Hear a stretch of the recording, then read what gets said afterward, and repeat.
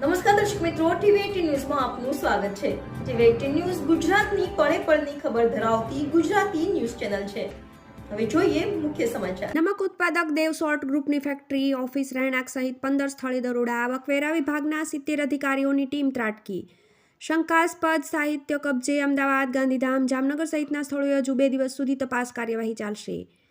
મીઠા ઉદ્યોગના ધંધાર્થીઓમાં ખળભળાટ। માર્ચ મહિનો નજીક આવી રહ્યો છે ત્યારે નાણાકીય વર્ષના નિર્ધારિત લક્ષ્યાંકો પૂરા કરવા માટે આવકવેરા વિભાગ દ્વારા આજે મીઠાના જાણીતા ધંધાર્થીના 20 જેટલા સ્થળોએ 70થી વધુ અધિકારીઓની ટીમ દ્વારા તપાસ હાથ ધરવામાં આવી હતી। માળિયા મિયાણાના દેવ સોલ્ટ ગ્રુપના અમદાવાદ, જામનગર, ગાંધીગ્રામ સહિતના સ્થળોએ હાથ ધરવામાં આવેલી તપાસ દરમિયાન કેટલુંક શંકાસ્પદ હિસાબી સાહિત્ય આવકવેરા વિભાગના અધિકારીઓની ટીમ દ્વારા કબજે કરવામાં આવ્યું હતું।